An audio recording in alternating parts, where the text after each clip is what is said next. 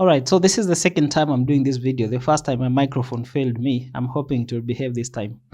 Anyway, in the previous video, we looked at variables, if statements, and we also looked at how to install the Python interpreter. Now, in this one, you're going to look at functions, and we used a virtual machine running Windows, but we used a virtual machine running Windows, but in this one, I'm just going to use my Ubuntu host operating system, and I will use Intel IJ. What is that name again? Intel IJ code editor. It's just a code editor like Visual Studio Code, but I like to experiment, and it looks more intuitive. So I'll just open Intel IJ. If you want to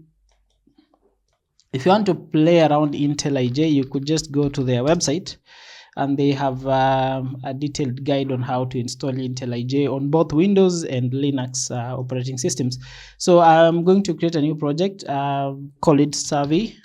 Then it auto-populates all this cool stuff for you. You choose Python, of course. It will create a virtual environment.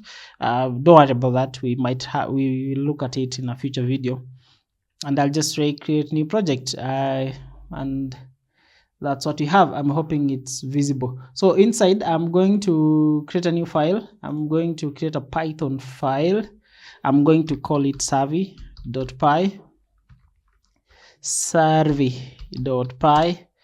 and that opens. So just to taste, we are going to print something. We are going to say, we're going to say Mars is cool. Put an exclamation mark there, because why not? Anyway, yes, and our code runs. Mars is cool.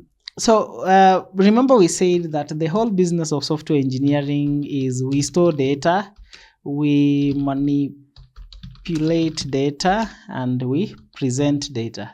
We present data. This is at the core of software engineering. So for example, if you wanted to store the name of a person, you would say name equals to Jared, and then you print Jared, or you could just print name, not Jared, sorry. And when you run our code, we see Jared gets printed. I'm hoping this is visible. Jared gets printed in the console. So you could do more stuff. You could say, for example, age, or you could say, okay, let's go with age is 23. You could say salary is 3,000. You could say title is manager. Okay, and you could do a whole bunch of instructions on these things. For example, just to recap on if statements, let's say, for example, we want to check the age and see if the salary matches that age. So we would say if age is greater than 20, print. We want to print salary is okay. And we run our code, we see salary is okay, gets printed. What if age is not greater than 20? Let's say, for example, age is 18, and we want to we say nothing gets printed because this statement is false. If this is false, the preceding statements under it don't work.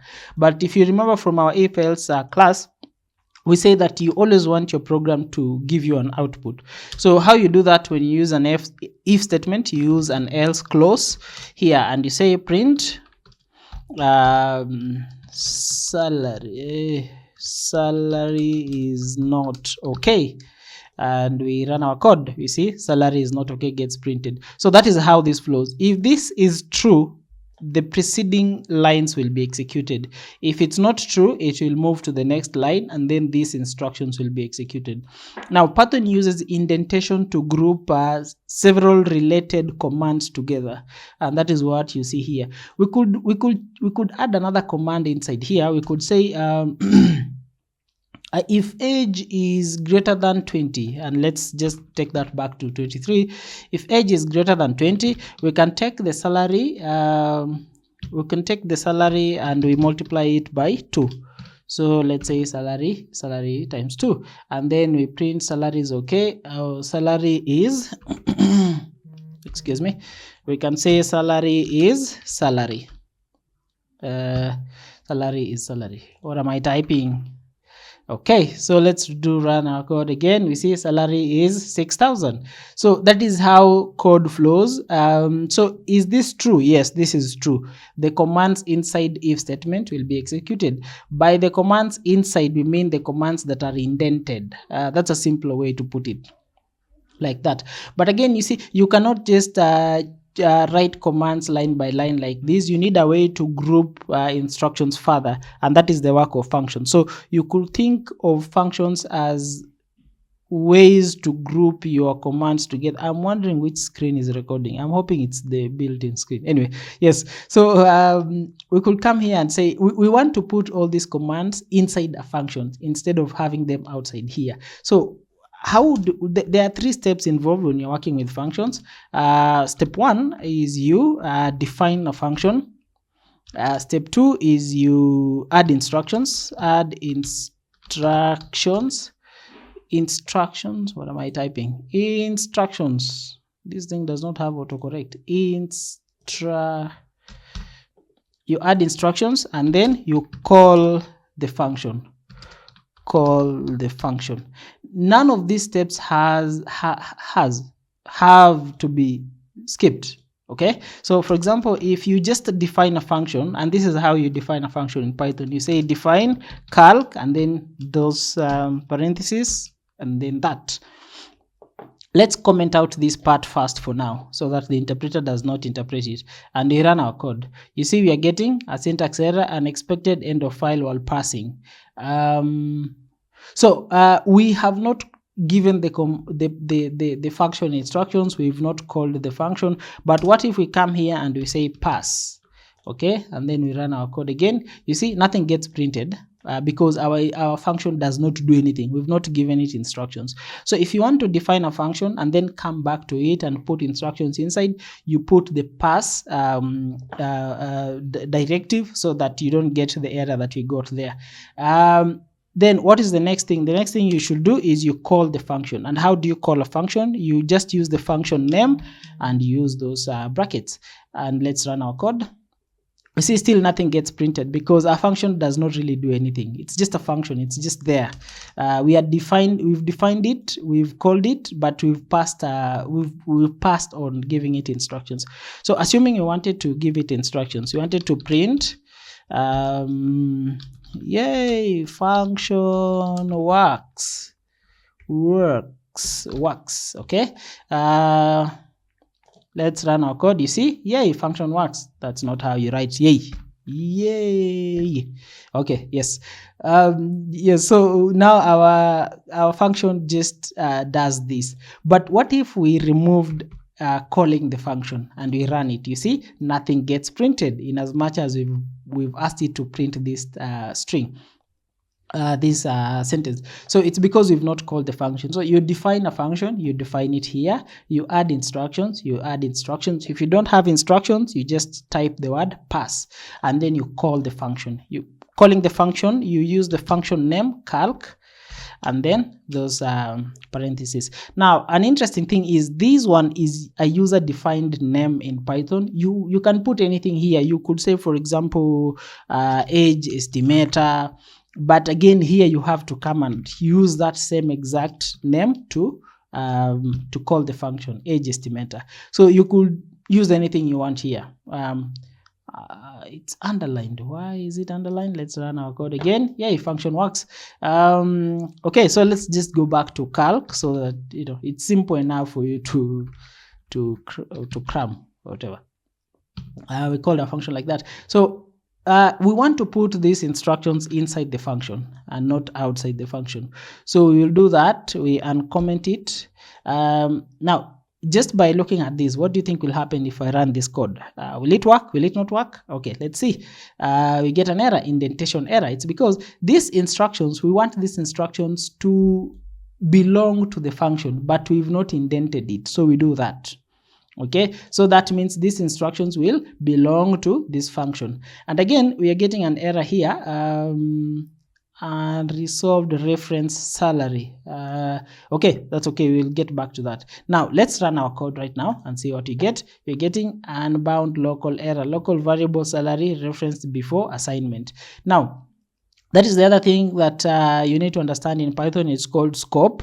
If you are working with something inside the function, that creates a local scope. So if you use something like salary, remember from the previous video we said if something is not put in quotation marks, that means it's either a variable name or you are referring to something else you've created as you wrote your code before, or in the above lines, anyway, the way you look at it. So this one is not in quotation marks, so the program is wondering what are you referring to, because now these instructions are working in the local scope. Okay, so when you define a function, you have to give it an input. Some people call it parameters, some say arguments, but we'll look at that in a second. So here we are defining a function, and we want our function to take two parameters. We want it to take the age, and we want it to take the salary. Okay, now what happens if you run your code right now? You're getting type error, calc missing two required positional arguments, age and salary. Now when you define your function and you say it will take in these two parameters, when you call that function, you have to pass in the two parameters that you've defined up here. So you could come here and say just age and salary. Now as I'm writing my code, I will make deliberate mistakes so that we kind of flow together. So in case you get those errors, you understand what's happening. So I'll say salary, and then I run my code. And you see salary is 6,000. So the instructions inside here were printed. But again, sometimes these will work, yes, but imagine you're dealing with different people, but you're calling the same function.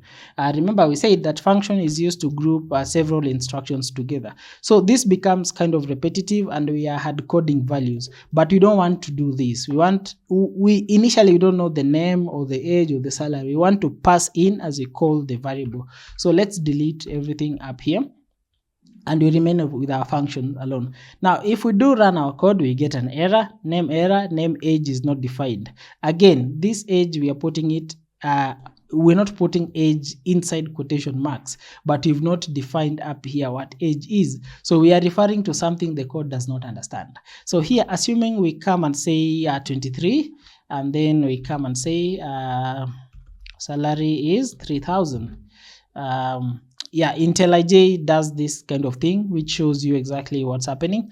And we do run our code, we see salary gets printed 6,000. Now this, as you've seen in the error before, this is what you call positional argument, because if you define the age here, age has to be the first thing starting here. If you define salary, salary has to be the second, if it's the second thing here. Assuming we've defined a name here, okay, not we want to define what can we define? Okay, let's just write another function which will take the name and it will take the salary. So inside here we'll say if name is equal, not is equal. Hey, that confuses me. If name is Jared, what am I doing? If name is Jared, don't forget the colon. We want to print hey, I want to say hey, name is, and then we want to print the actual name. So we'll say name is name. Okay, and then we call our function. Remember, don't forget to call your function. We call our function and we pass in the two arguments that we've explained up there. So we'll say name is Jared, and then we'll give the salary as 2,000, for example. Let's run our code. We see, hey, name is Jared. Okay, now we've not worked with salary, but imagine if name was not Jared. If you passed in a different name, let's say if you passed in Moses, and then you run your code, you see nothing gets printed. And like I said, always make sure your code gives you a feedback, either something has worked, something has not worked. So how you handle if statements, you introduce another clause called else. Remember from our previous video, I think I'll leave a link somewhere, right, left, somewhere there. So we want to, if name is not Jared, you want to print name is not Jared it is, and then we want to print the name now. Want to print the name. Can't type today. Name is not Jared, it is name. All right, now we run our code. We see name is not Jared, it is Moses, okay? Because we've passed in here Moses and not Jared. And that's how we use an if statement inside a function. Now, assuming you don't know the number of arguments that will be passed, here we've defined 2 arguments. Remember, you only have to pass 2 arguments. If you come here and say, for example, 4,000 or 45 and whatever, and you run your code, you see, type calc takes 2 positional arguments, but 3 were given.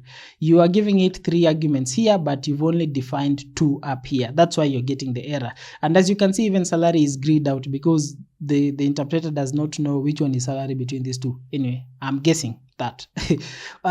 So if you want to pass a known number of arguments here, we use something like this, star, and then you type args. Now this args can be anything really. It can be args, it can be you can just say parameters, but as a convention people use args. And then we do run our code. We see we are not getting the error that you are getting before. So name is not Jared, name is Moses, but there is nowhere we are printing the args. So assuming we want to print the args, we would come here and say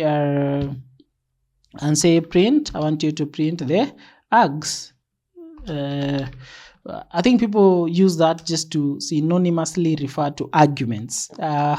So we run our code. We see name is not Jared, it's Moses, but again 455 is printed. So that way we can put whatever number of arguments we want here. We can say Jared, we can say Monday, and when we run our code we don't get an error. But if you remove the star here like that and you do run your code, you get those kind of errors. I think this is kind of something cool with IntelliJ. I've noticed kind of does this, but it's very it's okay for beginners, but sometimes if you're working with a large code base, this becomes I don't know, redundant. Anyway, yes, so let's put our star back there, and then we do run our code. Now this one, like I said, it can be anything really. We could say parameters to mean parameters, but here we have to print parameters. Okay, and then we run our code. You see those are printed. Now assuming you want to pass in a list in here, okay, you want to pass in a list, so you could say this is how you define list in Python, and you could say this list will carry integers 23, just like that, and we do run our code. So here already we've noticed that inside the function call, we can pass in whatever data types that we want. We can pass in a string, an integer, we can pass in a string. Let's try to pass in a boolean. We say true, run our code, true gets printed. So we can pass in whatever number of arguments we want here, and that is the little I can share on functions. I think we will look at more advanced use cases of functions inside classes when you get to classes. We've also looked at advanced use cases of if-else statements inside a function to group your commands together. I hope you like the video. You might have noticed I'm not using a very good microphone, so please hit that subscribe and like button so YouTube can pay me so that I can buy a better microphone. Thank you, and see you in the next one.